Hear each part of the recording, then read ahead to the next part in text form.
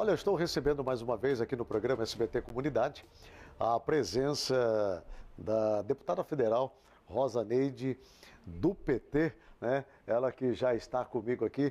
Deputada, seja bem-vinda mais uma vez. Muito obrigado pela sua presença. Obrigada, Agnello. Obrigada a todos os telespectadores que nos assistem nesse momento. Perguntei agora há pouco para a deputada se ela trouxe o calor de Brasília ou o frio de São Paulo.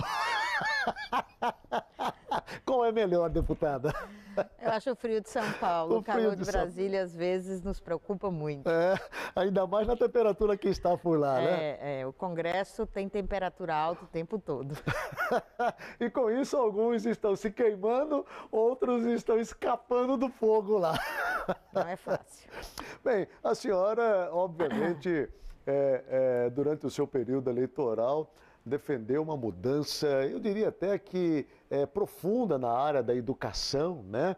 E, obviamente, pesa sobre a senhora uma grande expectativa nesse sentido de ser essa voz atuante no Parlamento Federal defendendo esta causa, ainda mais quando nós temos um Plano Nacional de Educação engavetado, né? Desde da posse aí do ex-presidente Michel Temer, né? Como abrir essas gavetas, destrancar esse armário e trazer para à tona essa discussão, deputada?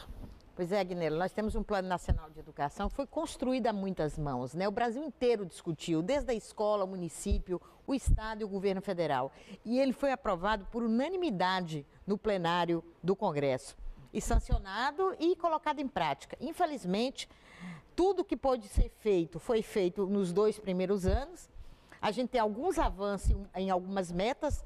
Nós temos 20 metas e essas 20 metas hoje, se você avaliar uma a uma, nós estamos atendendo em torno de 10%, 15% das metas. A meta 20, que trata do financiamento, inclusive eu assumi a subcomissão do financiamento da educação pública brasileira, tenho trabalhado muito e nós temos nos debruçado, mas o governo, tanto o governo passado como o atual, ele deixou de cumprir aquilo que a legislação priorizou, que eram os recursos dos royalties do pré-sal para a educação.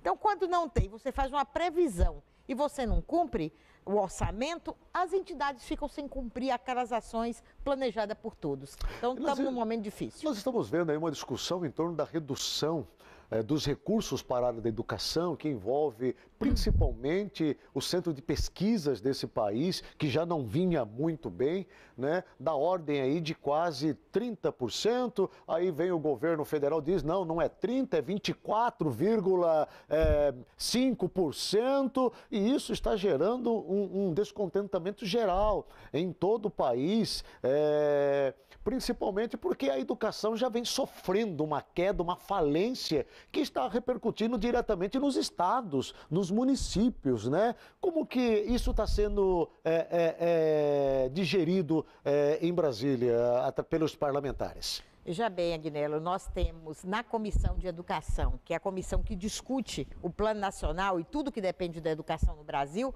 nós temos já feito várias reuniões.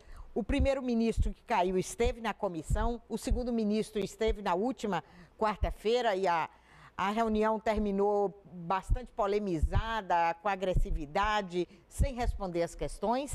E a preocupação agora maior é as universidades públicas do Brasil, os centros de pesquisa, os institutos federais e até mesmo os estados com educação básica e município receberam um corte aí em torno de 30% dos investimentos. O governo tenta explicar que é 3,5% e que é 30%. Quando você coloca o bolo total, ele fica menor o percentual. Mas no bolo total ele não pode mexer, que é a folha de pagamento dos profissionais efetivos. Sim, essa é a grande discussão, inclusive, em torno o que ele mexeu em mais de 30% nas universidades, as de Mato Grosso, os institutos, foi nos recursos do custeio. Então, são as universidades e os institutos virando o semestre sem poder pagar água, luz, pagar a empresa terceirizada.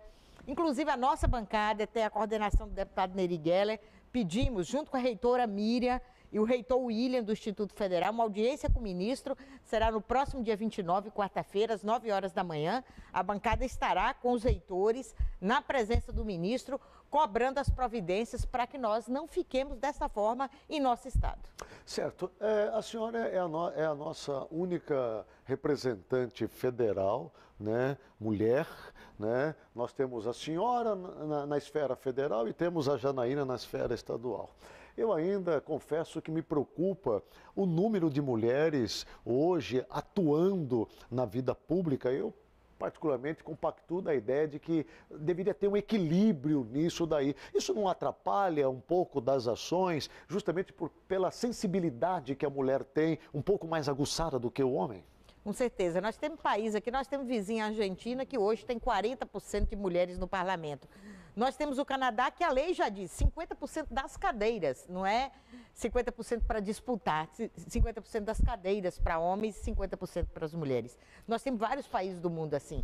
Lá em Brasília, agora, nós temos 15%. É a primeira vez que atinge 15%. Nós temos de 10% para 15%.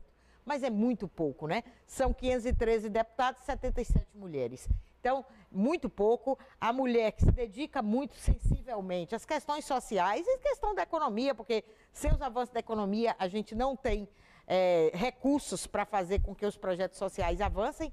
Então, a gente falta mulher, falta discussão, falta decisão, falta planejamento. Nós estamos num país da falta nesse momento. Reforma previdenciária vai sair do papel? Vai deixar de ser uma discussão e vai tornar uma realidade nesse país? Vai ser votado e aprovado da maneira como foi enviado para a Câmara? Do jeito que foi enviado, não vai ser votado, Agnello. Até porque, assim, reforma precisa haver, né? O país mudou, nós temos hoje uma população... Por exemplo, nós não tínhamos quase mulher no mercado de trabalho, hoje nós temos 52% da população feminina, mas a mulher que ainda tem dupla ou tripla jornada de trabalho. E esse texto veio atacando diretamente as mulheres. Professora, por exemplo, que aposentava aos 50 anos, agora a proposta são 60. A mulher do campo aposentava aos 55, agora 60. A mulher policial feminina aqui de Mato Grosso, que aposenta aos 50 anos, também agora 60. Então, as mulheres, praticamente, são as mais prejudicadas no processo. E tem muita coisa, o trabalhador do campo, o trabalhador da cidade, a empregada doméstica que tem que contribuir 40 anos. Então, assim, são situações que têm que ser revistas. Nós aceitamos uma discussão, nós estamos fazendo as emendas para que o povo trabalhador não perca direitos. Agora, ela vai ser votada, esperamos que ela garanta, no mínimo, os direitos que os trabalhadores já conquistaram. Agora, a senhora entrou numa polêmica, e permita-me falar sobre isso, porque esse assunto envolve também a Câmara Municipal aqui de Cuiabá e a própria Assembleia Legislativa. Eu falo das verbas da VI, a verba indenizatória, né? E Brasília fez questão de apontar o ranking de gastos de verbas indenizatórias, e aqui no estado de Mato Grosso a senhora acabou se despontando com relação aos demais parlamentares. Eu já perdi, agora já estou atrás. Né? Nos meses de fevereiro, março e abril, houve um gasto aí da senhora no entorno de R$71 mil com essas verbas indenizatórias. O que de fato compõe isso, esses gastos, né? Muitos deles, eu estava até olhando lá, falei, mas vou perguntar para a deputada, porque envolve aí viagens, combustível, lubrificante, despesas, enfim.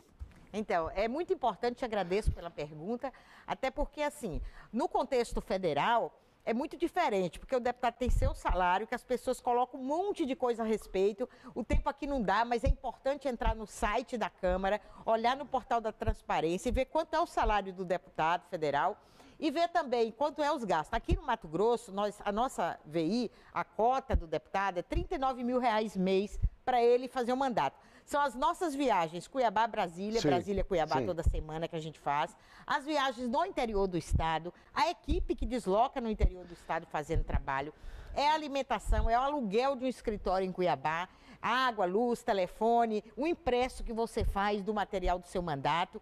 Então é assim, eu serei uma deputada que vou ter regularmente os meus gastos. Eu tenho um escritório aqui em Cuiabá que paga R$4 mil por mês de aluguel.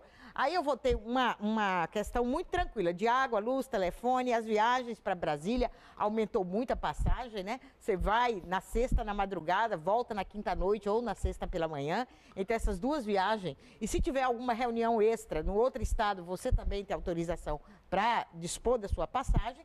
E assim, são 39 mil, tem gasto em torno de 27, 28 mil reais mês para manter o mandato. Lá é assim, eu pago do meu bolso primeiro, eu compro a minha passagem, pego a nota, entrego lá. Tá que nem o imposto aqui do estado de Mato Grosso, você paga primeiro depois há o reembolso. A mercadoria.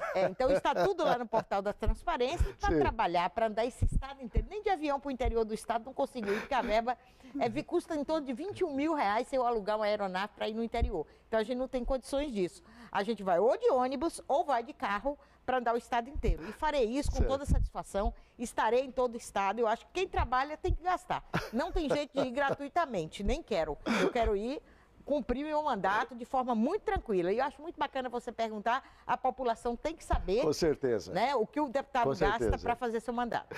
Deputado, o nosso tempo já estourou. Eu tenho que entregar o programa 12h45, já é 12h48.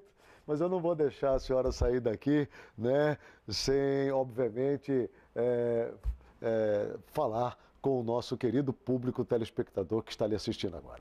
Eu agradeço muito, Agnelli, a todos os espectadores, dizer que estarei em Brasília, estou em Brasília diuturnamente. A bandeira principal é a educação, só que em torno da educação envolve muitas temáticas, né? A gente tem que estar junto. Eu quero que todos acompanhem na página da deputada, nos jornais que a deputada imprime, tudo que a deputada faz lá semanalmente.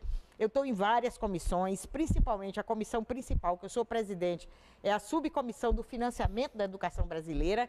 E vou discutir no Brasil inteiro e em Mato Grosso como a gente vai fazer para melhorar as condições da nossa educação. Vou trazê-la numa outra ocasião, a senhora vai ser convidada para estar aqui conosco, até para a gente ampliar um pouco mais essa discussão. Muito obrigado pela sua presença, que Deus lhe abençoe e um ótimo final de semana. Muito obrigado, viu?